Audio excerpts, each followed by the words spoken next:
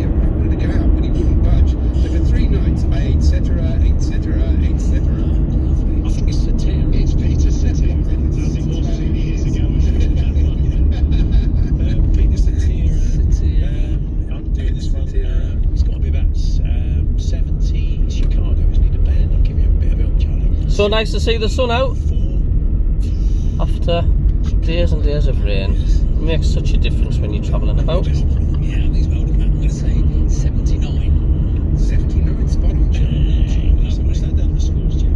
Let's get the sound effect up for the diary here. Jeff, get on with it, Jeff. There we go. Charlie, 28, 6 in it, 3 to go. And Andy, apologies about what I said earlier. It's hard to say. I'm turning off Instagram. Chicago. Okay. Yeah, that's all right. I didn't get it, but again, that's what it was. It's the film director, Chris Columbus. Yeah, Chris Columbus. And he phoned me from New York to say he'd recently tried Coney Island hot dogs, hamburgers, and fried chicken for the first time. I said to him, Columbus, have you only just discovered America? Oh, okay. Yeah. Excellent. That's not bad, yeah. It's a sort of factual joke, wasn't it? It was just a statement. If I learned something, it's a statement of facts. A series of words. That's always good, isn't it? Yeah. Is that good in a joke? That's what I mean for a statement of facts. I sit here for hours. Okay, it's like a nice TED talk. Yeah. Chris Columbus, 72. 66. 65. This is. What's that done, Jeff? It's 23 plays 35 with 2 to go. I'll give up with the 10. We'll just David the Blackpool fan, How to Ruin Talkspot's flagship show of 25 years in half an hour. Fantastic radio. I'm with you. In the bin. It's all in the bin. This is a new low for Spinal Tap. It really is. So where? Okay, next birthday. It's a singer-songwriter, Michael Bublé.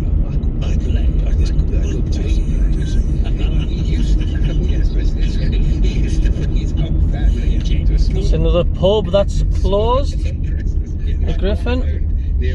Few and far between the old pubs now. Mostly styling. Sue complained to me, she said, I'm forever blowing Bublé. Okay, yeah, a lot different in that. Could have been worse, couldn't it? Yeah, I'm glad you took that route. I took the hairdressing route. Yeah, I'd say Michael Bublé is 53. I think you're well out. You think you're well out? I think he's really old. No, Michael Bublé. He's 45 tops. Let's say 44. 48. Oh, okay. Not that far out. You got me over the top there, Charlie. I really didn't see me then. I thought, I'm in, bang, I'm in. We've only got very little time left because of the shambles. This has been. What's the scores, Jeff? Paul 28, Charlie 39, 11 in it, 1 to go. That's 11, too many. Can we get up? Thanks for playing. Here he is, back for his third year running.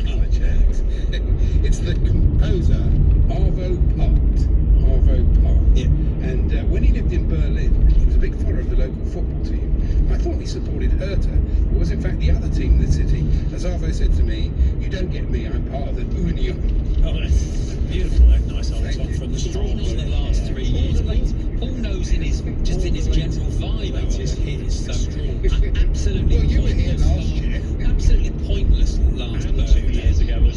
dreadful. Absolutely You heard him last What's year. the point? We've of got the to whole go. thing? 82. What do you think? 82? Well, he's not 71, is he? Yes, he is. Why not? 71.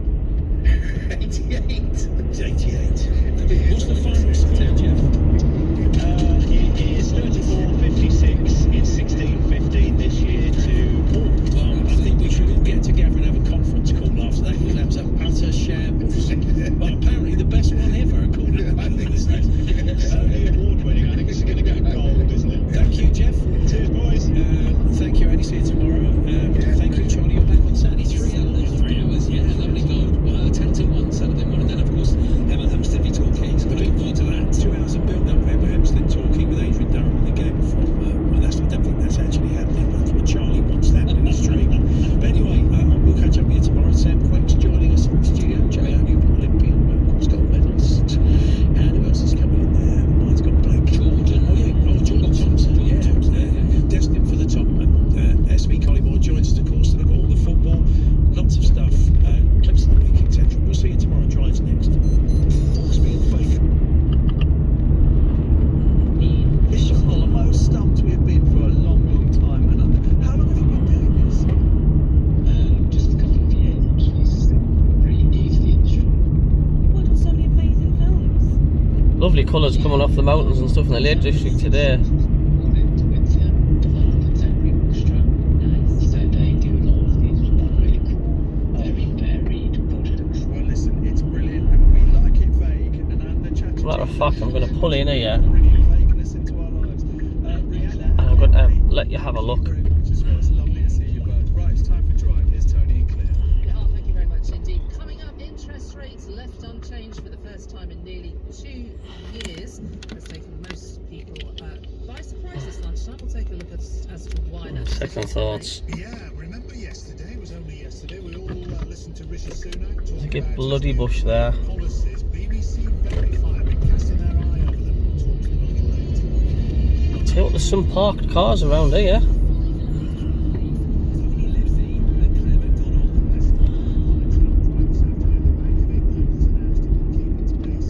Nice one, just like, what the hell are you doing there? What a stupid place to just sit.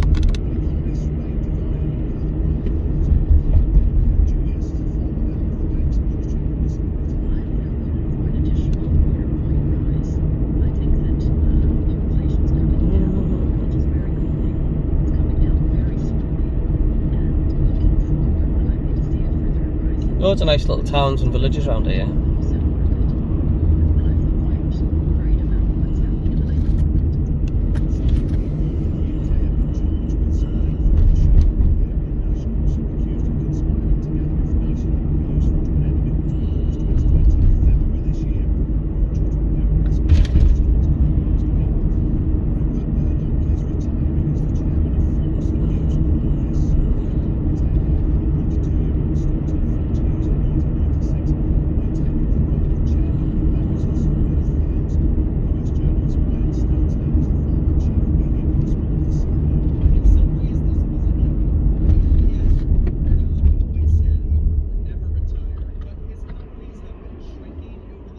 Roads are just not wide enough around here.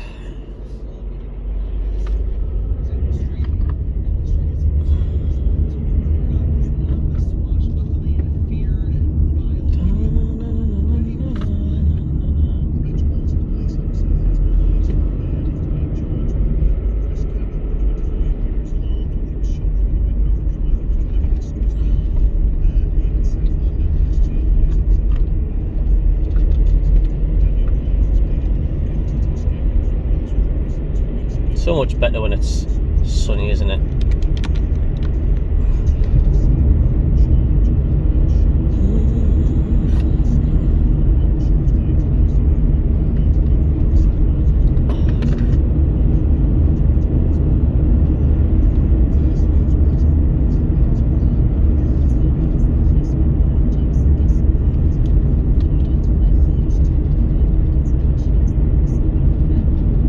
Where you get like people road rage behind you because they didn't realise like this is 40 mile an hour and they start flashing at you thinking like, why are you going this slow? And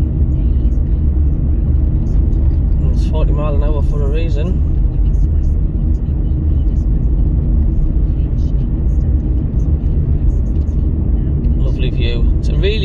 day to day as well. You can see for miles.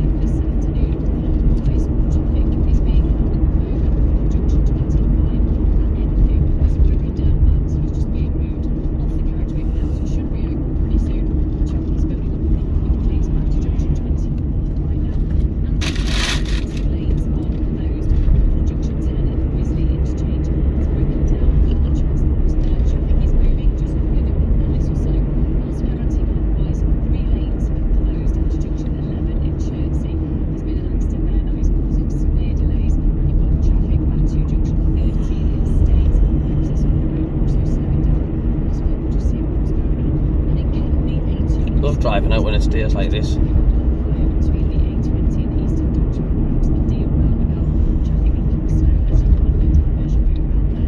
And there's the national speed limit signs. As you can see, the road's a lot wider and a lot straighter.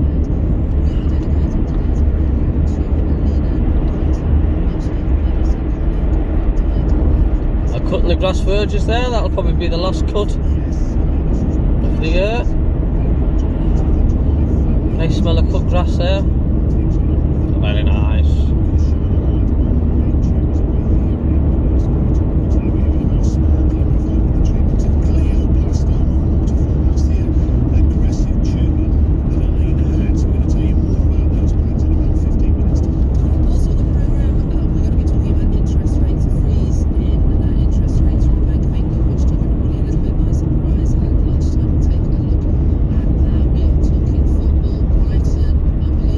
Cat's eyes removed. Hope the RSPCA know about that. 26 years. We'll take a look ahead to that. We'll also talk about the Premier League as well. Big meeting going on about potentially having kickoffs, live matches, 6:30 on a Sunday evening. So great for viewers at home. But what if you're an away fan? We'll take a look at that as well. Yes, and for those of you who think our job is too easy, I can tell you there are 3 games to keep on going this afternoon while running. It's tough. It is very tough because nobody's Very windy road. so last. Is that the hammer? Where are we going to put that? We've got tipping point there. Okay, cool. Watching tipping point sometimes is my life's holiday. You've got Aston Villa, Aberdeen, and who else is playing this afternoon? This afternoon. You see the trees are just starting slowly to change colour. Games, so you won't miss a moment of those Europa League games. Why would you need you? Well, no, we have some on the machine, so I'm watching them as a hobby. Oh, okay. Because then that's a bit desperate, isn't it? It's all down to you. And also, I mentioned right at the start of the show, we heard Rishi Sunak yesterday talk about his new plans for Britain's green future, and during that speech he made various claims. BBC Verify have been unpicking some of what he's had to say, so that'll be an interesting interview we have very shortly on that. Loads to get into, as we say on a show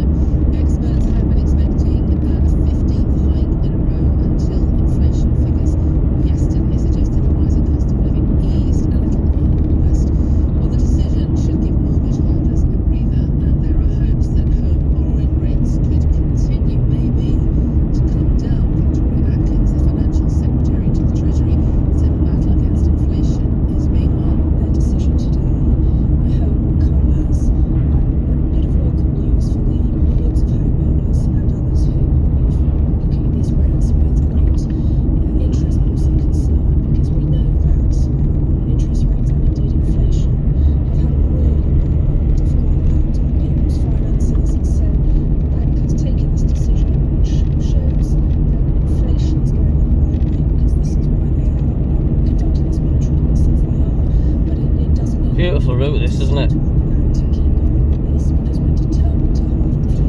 That's the Financial Secretary to the Treasury, Victoria Atkins. Well, the Shadow Chancellor, Rachel Reeves, has said that the decision taken today would reverse what she called 13 years of economic chaos. Clearly, this is going to come as some relief to families and businesses, particularly those who are coming up towards the end of their mortgage payments. If we look at the bigger picture and where we are compared with a year ago, if you're remortgaging a property today, you're looking at spending £220 more every single month than if you had it remortgaged a year ago. That is money that many families simply don't have. So the question is, are you and your family better off than you were a year ago? In fact, are you and your family better off than when the Conservatives came to office 13 years ago? Well, our Money and Work reporter Peter Reddick is in the studio with us. Afternoon, Peter. Afternoon. So, lots of people are surprised by this decision. Why do you think they made it? Yeah, I mean, I think it's a really good lesson in whenever I come in here and talk about economic forecasts, you should really ignore me. Because economists don't really know what they're talking about. So on Tuesday evening, it was 80% of economists saying there's no way they're going to do anything but hike, and then it turns 50-50, and then of course they aren't. So economists really don't know what they're talking about. I think either this. Why did they do it? I mean, essentially, this is a big story, not a checkered flag. So essentially, they are taking a beat. They're just stopping slightly. They're saying that there is some evidence that when it comes to inflation and price rises, that rate increases, the interest rate increases are working, that inflation is coming down and will continue to come down.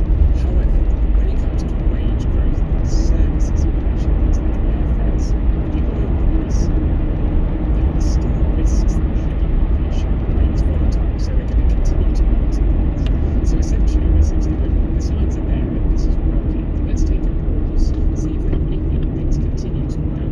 But if they don't, we will continue to raise rates further if we need to. The governor actually ended up having the deciding vote. It was a close one, 5-4 essentially. So 4 on each side actually when we came to make the deciding vote. He said, look, there is no room for complacency. Inflation's coming down, so it's not as easy as some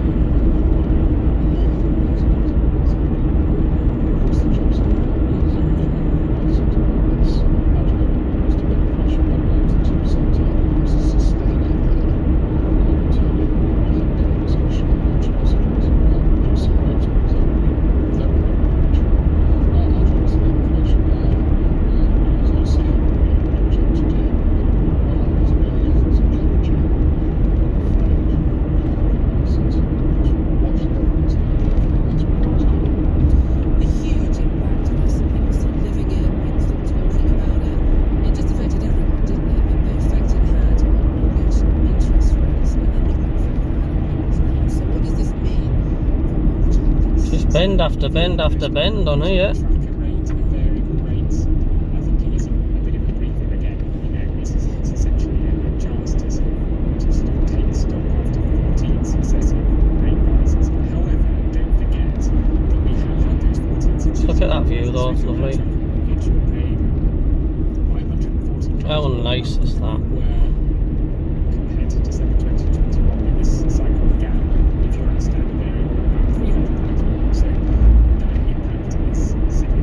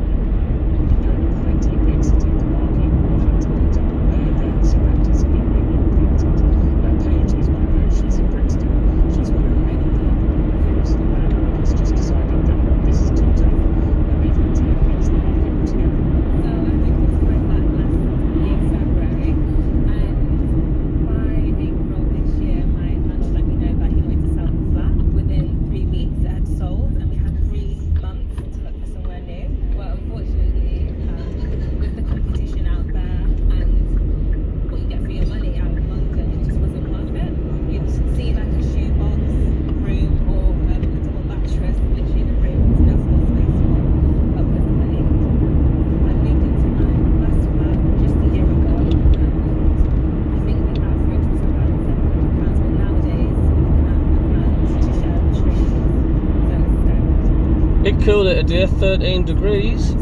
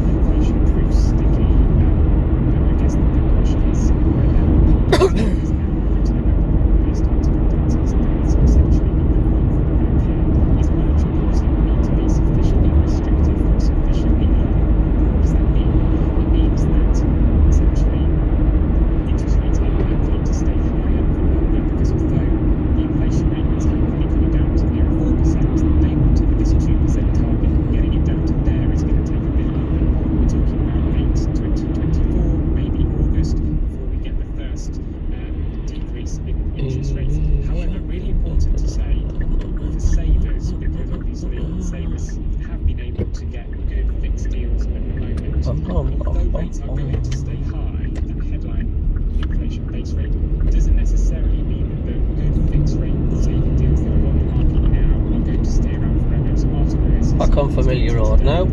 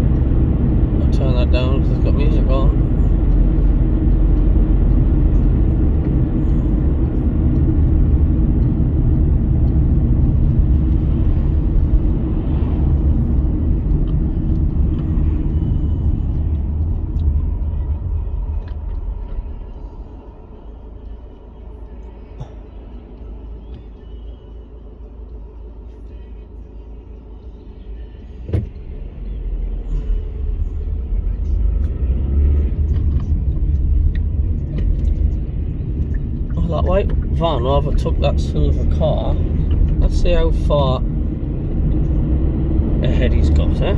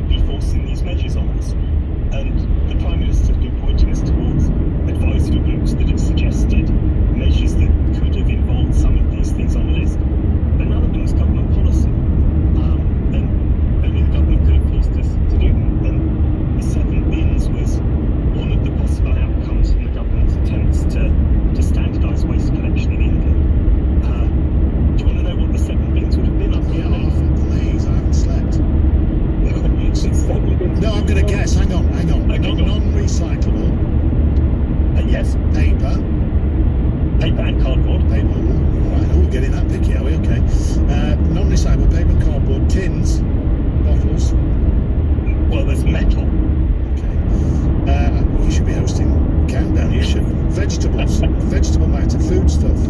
Food waste. Okay, I've run out of ideas now. I've only got 4. Plastic. Yeah, it's plastic one. Plastic, yes. 5. Batteries. No. What were the last 2? Golf waste blocks. God, waste. Yeah. Well, Got one of those. anyway, what might have been, Anthony? So there was supposed to have been an announcement on this earlier in the year, but it's been delayed and there's no sign of it happening at the moment. So we'll never know how close we all came to being forced to have 7 bins. But if we had been, it would have been because of the government. Yes. Well, Anthony, look, it's great to talk to you. Thanks for coming on the show. Thanks. Anthony Webber there from BBC. Tax my meat. I need someone to put I on. did Google I that need someone to yesterday. put on a t-shirt. During his speech, I googled that yesterday, and it was actually, there was a National Food Independent Review commissioned by the government, Right. and that's the point Anthony's making, that did say a potential way forward to tax meat. So the government initiated independent. It was an idea. Yeah. I think. Potential idea. Shall we guess which meat might have been taxed? Corned beef. You find something. Just make the list longer. It's not helping. Right. I'll say the time then. Oh, you say the time. No, you say the time. 28 minutes past 4. Now, several British clubs are playing in the Europa League tonight, but for now we're going to focus on Brighton and Hove Albion, who are playing their first match in Europe 26 years on from almost being relegated and dropping out of the Football League. Albion host Greek champions AEK Athens. Here's Brighton midfielder Pascal Gross. I never thought when I came here that we can go that far. I think it's incredible the way we grow, especially the last year. Our development is very good, but we want to keep going, keep pushing. We're happy where we now, but we want to be better all the time. Well, Brighton versus AEK is an 8 o'clock kickoff. Updates on 5 Live Sport from 7. Let's speak to former Brighton striker Glenn Murray. He'll be at the Amex for 5 Live. Hi, Glenn. Hey Claire, how are you? I'm very well. The day has finally arrived. I was at the Amex for the last match of the season when the celebrations were in full flow. Can you believe that Brighton are playing in Europe? I actually can't. I'm very much along the lines of what Pascal just said there in the interview. I can't believe how far the club's come, and like you say, 26 years before they nearly fell out of the Football League altogether. So I think the story in itself is just incredible. You played for the club over 2 spells between 2008 and 2021, and it wasn't the dark days of the late 90s when they almost dropped out. And there's that other white They van were just ahead. tough times. So give us a potted history. Overtook 2 Talk us vehicles. through the rise. Just a waste of time, because you just get stuck behind somewhere else. Well, I think And it's no further forward at all. Obviously, trying to get a stadium in the city, Like which 20 seconds or so difference. They struggled to. They spent a lot of time in the Withdean Stadium with a running track around it, and it wasn't an ideal football setting. Eventually, they got the right to go ahead and build the Amex, and since that point on, I mean, the rise has been phenomenal, and I just feel as though Brighton has rediscovered itself as a football town. It absolutely has. It's just buzzing when there's a home game on. How do you think, I mean, obviously it's been a long time that they've played at this level, but how do you think they should approach European football? Because even some of the so-called big teams suffer European hangovers. What are your thoughts? I think they should approach it exactly the same they approach every Premier League weekend. I think it'll be a carnival atmosphere at the Amex tonight. Obviously they've got a really tough group that they've been drawn against tonight. Athens and then Marseille and Ajax are also in the group, but they've just got to enjoy it. And I think tonight I had to overtake him, he was doing about 40 mile an hour. Appreciate how far they've come, but definitely Don't know why. to keep pushing forward. Okay, let's just talk briefly about other teams in their group. Ajax, Stick to the speed limiter. European champions in Brighton's group. So, I mean, we have to be positive because the ball hasn't even been kicked yet, but what chance do you give them of making it out of this particular group? Well, I think the bookmakers make them second favourites to win the whole thing, so I hope they can get out of the group. I expect them to get out of the group. Yes, there's some huge names in there, but I don't think there's anything to be scared of when you look at the last couple of results in the Premier League. They've beaten Manchester United, they've beaten Newcastle United, so there's nothing to be scared of. I love your optimism, Glenn. Thank you so much for joining us. Look forward to hearing you later. Glenn Murray there, former Brighton striker, who'll be at the Amex for 5 Live later. I'm going to bring you updates from that game in 5 Live Sport from 7. We'll also keep you up to date with what's going on in the matches involving West Ham and Rangers. And before that, here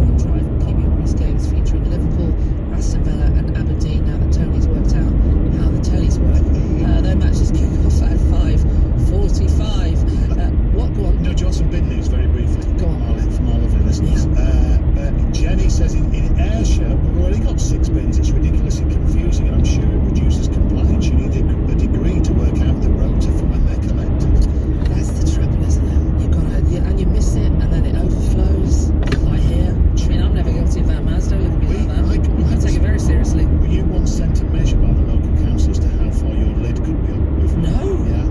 If my lid is, I don't know, I've forgotten what it is, but if my lid is, say, for example, more than 2.5 inches above level, they won't collect it. Really? Yeah. That is tough. I know. Charlie in Newbury says, here in West Berkshire, we've already got 6 bins. Black bin, that's for the non-recyclable, glass, paper, tins and plastic, food waste and garden waste.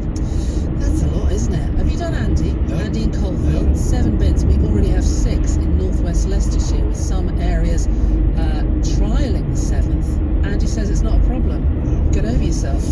Bring on the bins. I'm adding those bits in, but that's his general thrust. It's we're loving your information from around Britain. It's bin wars. Well, who's got the most? We're 7 at the moment. We have 7. Yes, 7. Andy in Coalfield. But I'm more interested in what goes in them. Yeah, and people like the bins. Yeah. Maybe Richie Shillings got it wrong. We want more bins. And does anyone have a bin lid angle monitor? So if it's above a certain angle, they won't collect it. Let me know. Much, isn't it? 85058 08 or 08085 90. We're going to get another message off Chris if we're not careful here. Get the show under control. WhatsApp is 08085 909 Listen on BBC Sounds. This is BBC Radio 5 Live. The headlines: the Bank of England's announced it will keep its base interest rate at 5.25%. It's after figures released yesterday showed a slowdown in UK inflation. 5 people in the UK have been charged with spying for Russia. The Bulgarian nationals are accused of conspiring to gather information that would be useful to an enemy between August 2020 and February this year. Rupert Murdoch's retiring as the chairman of Fox and News Corp. The 92-year-old will continue as chairman emeritus of both firms while his son Lachlan takes over. And a Met police officer has been released on bail after being charged with the murder of Chris Cabot, who was shot through the window of the car he was driving in South London last year. The officer can't be named for legal reasons. Thanks for so many texts as well about issues surrounding brain tumours, brain cancer. We're going to get to those very shortly indeed on this special show today. But in the meantime, let's have the sport. Here's Maz. Thank you, Tony. Breaking England Rugby World Cup team news for you ahead of their pool game against Chile on Saturday. Owen Farrell returns to captain England. That's one of 12 changes made by Steve Borthwick to the team, which beat Japan. Fly-half Marcus Smith starts at fullback, with the tournament's top point scorer George Ford dropping to the bench. Remember, Rugby Union Daily is available throughout the course of the tournament. Download that via BBC Sounds. Tonight, the tournament hosts France, big favourites to make it 3 pool wins from 3 against Namibia. Commentary of that game is on Sports Extra from 8. The conversations will be ongoing going forward, and we're confident moving forward that things will be different. England's standing captain Millie Bright has revealed an agreement has been reached between the squad and the Football Association regarding their ongoing dispute over bonuses and commercial structures. England play their first match since the World Cup final against Scotland tomorrow night. Scotland have also recently settled a dispute over pay with their governing body. Serena Wiegmann says she's very pleased a resolution has been reached so that her England players can once more concentrate on their football. This part is solved and moving forward, it looks really good, and that of course makes me very happy because it's good for the players, good for the women's game to move forward and to take the next step, but it's also we can focus on football. Commentary of that England-Scotland game is on 5 Live Sport from 7:45 tomorrow night. Wales are also in Nations League action on Friday. They are in Iceland. Tonight here on 5 Live, we'll have updates as we've been hearing of the 6 British sides who are in Europa League or Conference League action, including Brighton, who are making their European debut in the Europa League. They play at AEK Athens. Domestically, it's been a really good start to the season for Brighton.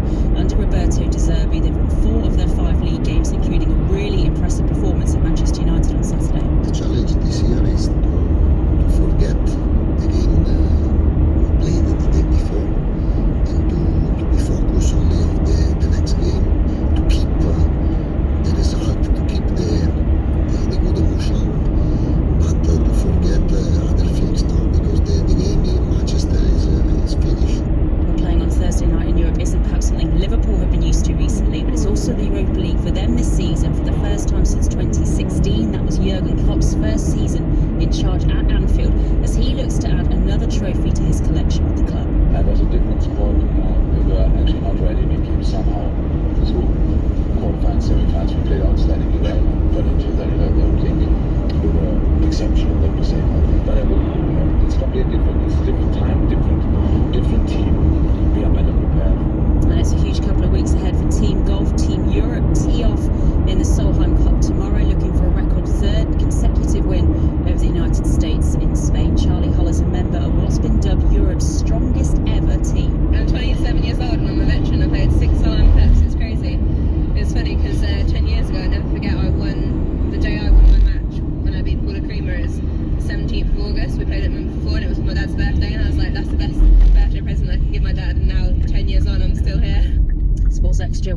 entry of day one of the Solheim Cup from 2 o'clock tomorrow. That's the latest from BBC Sport. In the latest travel news, starting in County Durham, the A1M. In both directions, traffic is being held at the moment because of a police incident at junction 58. That is the Burtree turn-off. Both ways already backing up pretty heavily with traffic, so expect delays there.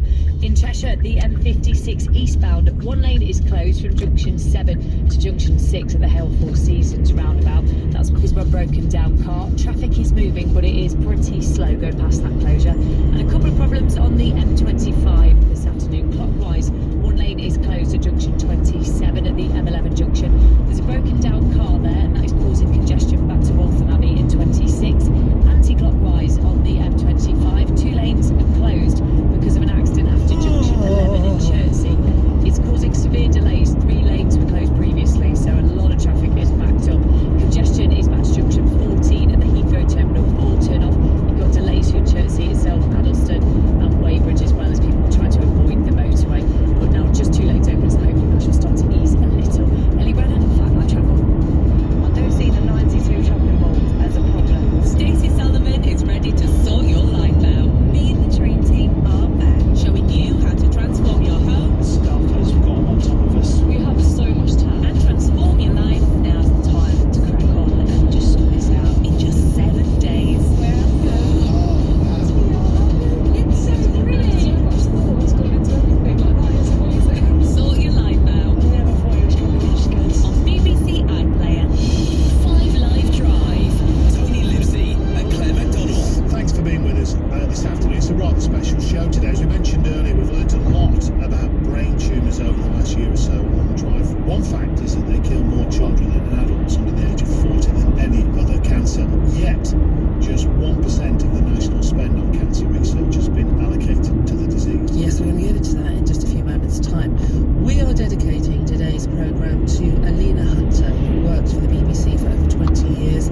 She died at the end of August because of glioblastoma multiforme. I met Alina once, Tony never did, but she was a much loved and respected colleague here at the BBC.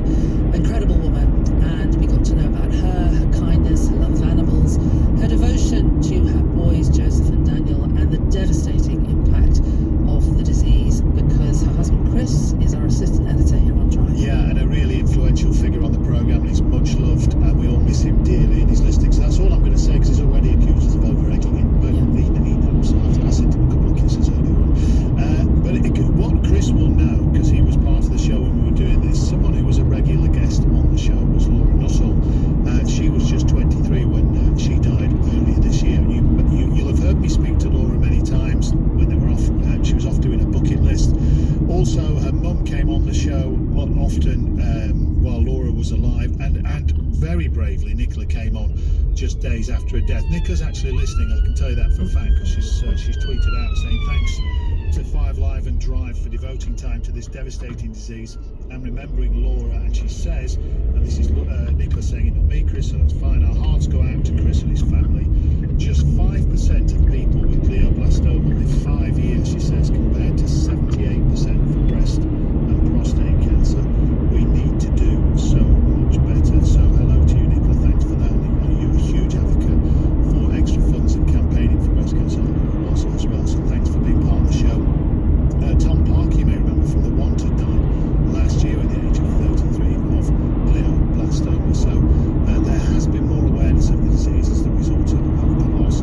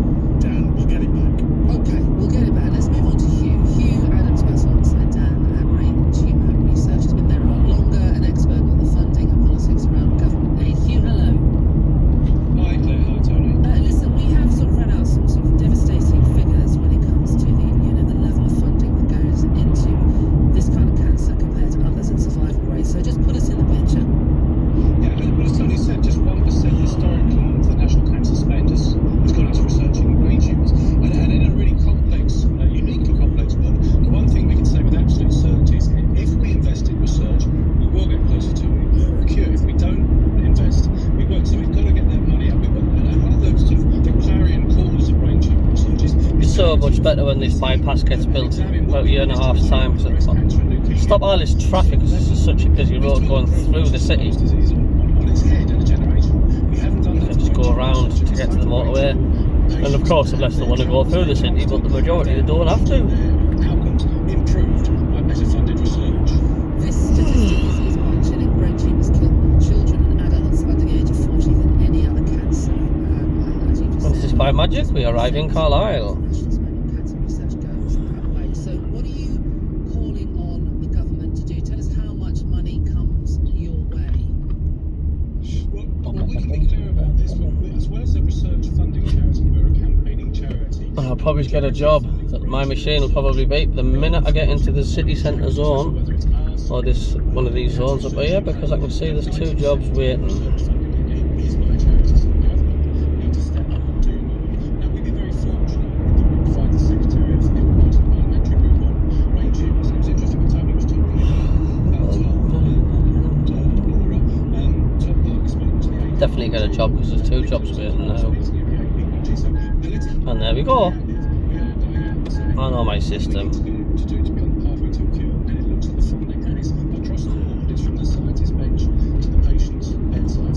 Oh well, I hope you've enjoyed the journey. It's been quite pleasant. See you later.